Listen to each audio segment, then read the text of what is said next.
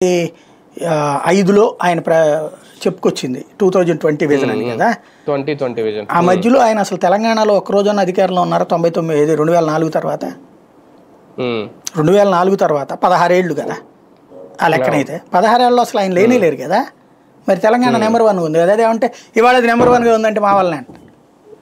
అది అమాయకత్వం బేసిక్గా. ఇప్పుడు కూడా రేపు పొద్దున్న సక్సెస్ అయితే నా వల్ల, ఫెయిల్ అయితే మరి తర్వాత వచ్చిన ప్రభుత్వాల వల్ల అని చెప్పుకోవడం అది ఆయన రాజకీయం. ఆయన వదిలేద్దాం.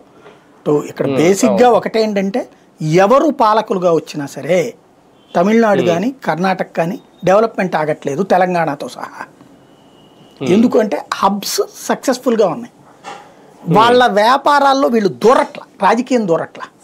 వీళ్ళు కొట్టుకు చేస్తున్నారు రాజకీయంగా. డిఎంకే ఎంఎస్సి మిత్రులు కాదు కదా, లేకపోతే కాంగ్రెస్ బీజేపీ అక్కడేం మిత్రులు కాదు కదా, తెలంగాణలో కాంగ్రెస్ బీఆర్ఎస్ మిత్రులు కాదు కదా. కానీ వ్యాపారాల జోలికి పోవట్ల, పారిశ్రామికవేత్తల జోలికి పోవట్ల. ఆంధ్రాలో బాగు చేయాల్సింది పారిశ్రామికవేత్తల జోలికి పోతున్నటువంటి ప్రజాప్రతినిధుల్ని కట్టడి చేయడం, వాళ్ళ లాజిస్టిక్స్ అన్ని మేము చూస్తామని చెప్పేటటువంటి ఒత్తిడిని తగ్గించడం.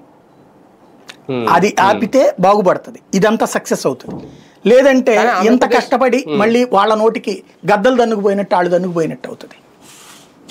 కానీ ఆంధ్రప్రదేశ్ డెవలప్మెంట్కి అయితే ఇది ఒక కీలక అద్భుతమైన లాజిస్టిక్స్, నో డౌట్ అందులో. రైట్ చూద్దాం మొత్తానికి